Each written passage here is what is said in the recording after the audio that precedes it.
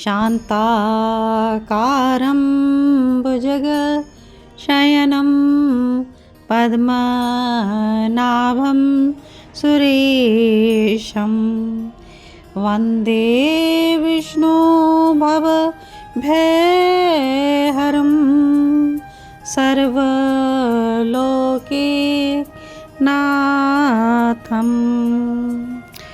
सभी भक्तों का स्वागत है भक्ति चैनल कृष्णा डिवोशन पर। और आप सभी को हम माघ मास के पुण्य मास में पुण्यमयी माघ मास महात्म्य की कथा श्रवण करवा रहे हैं। पिछले अध्याय तक हमने श्रवण की थी कथा कुंडल और विकुंडल की कथा। किस प्रकार से एक को तो स्वर्ग की प्राप्ति हुई और एक को नरकों की प्राप्ति हुई, तो किस कारण से यह ऐसा हुआ, यह विकुंडल प्रश्न कर रहे हैं यमदूत से। तो इसके आगे आज हम 8वां अध्याय कंटिन्यू करेंगे। अथ 8वां अध्याय। विकुंडल यमदूत से कहते हैं कि कृपा करके मुझे यह बताएं कि किस कर्म करने से मनुष्य को यमलोक नहीं देखना पड़ता और उसकी बुरी गति नहीं होती। तो यमदूत कहते हैं कि आपने बहुत ही अच्छा प्रश्न पूछा। तुम इस समय पाप से रहित हो और दूसरे की सेवा में तत्पर होते हुए भी मैं आपसे प्रेम पूर्वक तथा अपने बुद्धि के अनुसार कहता हूँ, जो व्यक्ति सब अवस्थाओं में मन कर्म वचन से दूसरों को कभी दुख नहीं देते, वे कभी यमलोक में नहीं जाते।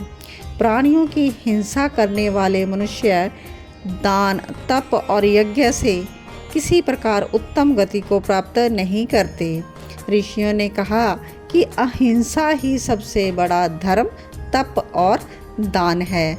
दयालु मनुष्य मच्छर खटमल कीड़ी आदि प्राणियों की भी अपने ही समान रक्षा करते हैं।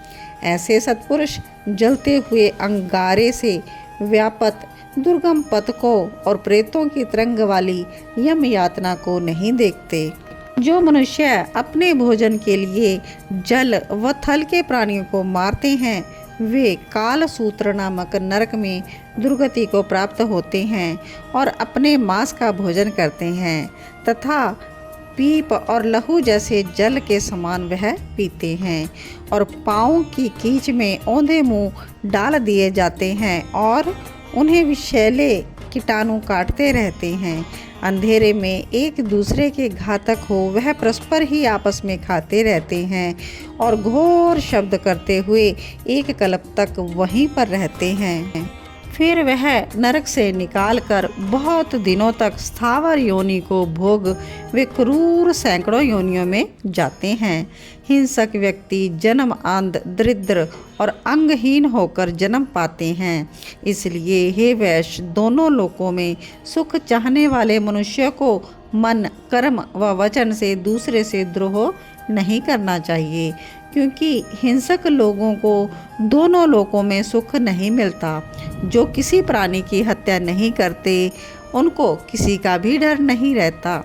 जिस तरह सीधी और टेढ़ी बहने वाली नदियाँ समुद्र में मिल जाती हैं, उसी प्रकार से सभी धर्म दृढ़ रूप से अहिंसा में विश्वास रख प्रवेश करते हैं। जिसने प्राणियों को अभय मंत्र दिया, वह सब तीर्थों में नहा चुका और सब यज्ञों में उसने शिक्षा पाई। हे वैश्य, जो अपने वर्ण अनुसार शास्त्र उक्त धर्म का पालन करते हैं, वे यमलोक में नहीं जाते। ब्रह्मचारी गृहस्थ वानप्रस्थ यति सभी अपने अपने धर्म में विलीन होकर स्वर्ग में निवास करते हैं। जो 5 यज्ञ करते हैं, सब पर दया करते हैं, वे यमलोक में नहीं जाते। जो ब्रह्मचारी हैं, वेद पाठी और नित्य अग्निहोत्र करते हैं, वे भी स्वर्ग जाते हैं। दीन वचन ना बोलने वाले शूरवीर जो शत्रुओं से लड़ाई में मरते हैं, उनका पथ सूर्यालोक होता है। हे वैश्य, लंगड़े लूले बाल वृद्ध अनाथ शरणार्थी ब्राह्मण गरीबों का पालन पोषण करने वाले सदैव ही स्वर्ग में वास करते हैं, अर्थात वे आवागमन के कुचक्कर से निकल जाते हैं। कीचड़ में पड़ी गाय को तथा ऋषि ब्राह्मण का कल्याण करने वाले, गाय को चारा देकर सेवा करने वाले और बैल की पीठ पर ना चढ़ने वाले स्वर्गवासी होते हैं। जो मनुष्य बावली, कुआं, तालाब, प्याऊ आदि बनवाते हैं, जल और स्थल में रहने वाले इच्छा पूर्वक जल पीते हैं, जिसमें इससे उनका निज धर्म बढ़ता है और वे यमलोक नहीं देखते और सीधा स्वर्ग को प्राप्त होते हैं। जो व्यक्ति पीपल, नीम, बरगद, कैथ, बिल का 1-1 और आंवले के 3 तथा आम के 5 पेड़ लगाते हैं, उनको भी नरक नहीं मिलता। 5 वृक्ष से 10 कोठे के घर अच्छे नहीं, क्योंकि पत्ते, फूल, फल और मूल से पितरों का भली भांति तर्पण करते हैं। मार्ग में घनी छाए वाले लगाए हुए वृक्ष अग्निहोत्र, स्त्री तथा पुत्र से भी विशेष फल देने वाले होते हैं। जो मनुष्य पेड़ लगाता है वह दानी और सदैव आनंद करने वाला होता है। अच्छी छाया वाले फल तथा फूलों से पूर्ण मार्ग में लगाए हुए पेड़ों को जो मूर्ख काट देते हैं ना, उनका निवास नरक में होता है। तो हे वैश्य, जिस घर में तुलसी का वन होता है वह घर तीर्थ के समान होता है, वहाँ पर यमदूत निवास नहीं कर सकते। तुलसी बोने वाला और उनसे होने वाली सुगंध से वह देवलोक में उतने ही 1000 वर्ष तक रहते हैं जितने बीज और दल उनमें लगते हैं। नर्मदा तथा गंगा स्नान तथा तुलसी दल का स्पर्श, यह तीनों बराबर ही है। तुलसी की सेवा करने से मन, कर्म, वचन से किए पाप नष्ट हो जाते हैं। तो हे वैश्यवर, प्रत्येक पक्ष में द्वादशी के दिन ब्रह्मा आदि देव भी तुलसी वन की पूजा करते हैं। रत्न, सोना, फूल, मोती के हार के दान से 16 गुना दान जो है वह तुलसी के पत्र दान करने का होता है। जो फल 1000 आम, 100 पीपल के वृक्ष बोने से मिलता है, वही फल तुलसी के केवल एक पौधे को लगाने से प्राप्त हो जाता है। और तुलसी की मंजरियों से जो हरि की पूजा करता है वह कभी भी गर्भ में नहीं आता, उसका जन्म दोबारा नहीं होता है। वैश्य, जो मनुष्य रेवा नदी से पैदा हुए शिवलिंग की तथा स्फटिक या रतन या पत्थर की तीर्थ या वन में रखी हुई शिवलिंग मूर्ति की पूजा करता है और सदैव ओम नमः शिवाय इस मंत्र का जप करता है और लोभ से भी महादेव की सेवा करता है, वह भी यमराज का दर्शन नहीं करता। शिवजी के भक्त शिवजी की पूजा में लीन होकर शिवलोक में 14 इंद्र तक आनंद करते हैं। और हे वैश्य, शिव पूजन के तुल्य पुण्य वाला, सब पापों को नष्ट कर निर्मल कीर्ति प्रदान करने वाला 3 लोक में कोई भी दूसरा कर्म नहीं है। जो तृण, काठ या पत्थर का ब्रह्मा, विष्णु और महादेव का मंदिर या मठ बनवाते हैं, वे मनुष्य इन देवताओं के लोक में बहुत समय तक वास करते हैं। और हे वैश्य, जो पुरुष धर्मशाला, गौशाला और सन्यासियों के लिए घर, गरीब दुखियों के लिए कुटी बनवा देते हैं, वो लोग सदैव इंद्र के भवन में वास करते हैं। और ऐसे स्थानों का जो दोबारा से इसको रिपेयर, मरम्मत करवा देते हैं, उसका भी उनको दुगना फल प्राप्त होता है।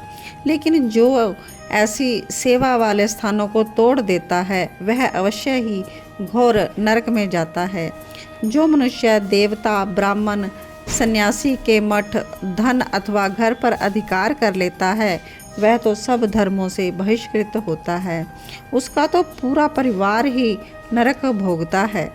जो मठाधीशों का अन्न जो है अभोज्य है, यह खाने से 21 नरक मिलते हैं और इसका सेवन करने पर चांद्रायन व्रत मठाधारी को स्पर्श करके वस्त्र सहित जल में गोता लगाएं।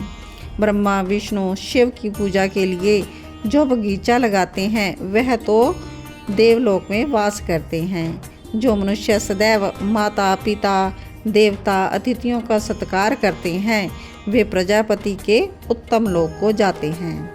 तो आज के अध्याय में हमने श्रवण किया कि किन लोकों में जाने के लिए हमें कैसे कर्म करने चाहिए, और जो ऐसे अच्छे कर्म को भी बुरे कर्म में बदल देता है, यानी कि कोई सेवा करता है, घर बनाता है और कोई तोड़ देता है तो वो नरकों में जाता है, कोई पेड़ लगाता है और कोई काट देता है तो वो नरकों में जाता है।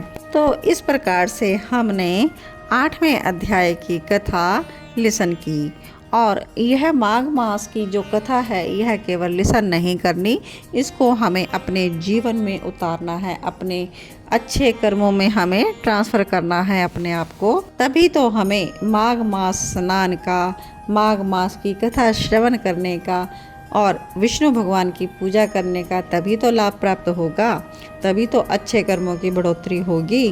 तो आप इस कथा के माध्यम से अच्छे कर्मों को किस प्रकार से बदले, अपने आप को यह जरूर शिक्षा ग्रहण करें, और इस वीडियो को आगे ज़्यादा से ज़्यादा अपने रिश्तेदारों मित्रों में भी शेयर करें ताकि वो भी इस कथा से लाभ उठा सकें। तो इसके आगे की कथा कंटिन्यू रहेगी। आप कृष्णा डिवोशन चैनल को सब्सक्राइब ज़रूर करें, बेल आइकॉन ज़रूर प्रेस कर लें ताकि नेक्स्ट वीडियो में कथा आपको उपलब्ध हो सके। तो तब तक के लिए सबको जय श्री कृष्णा। ओम नमो भगवते वासुदेवाय।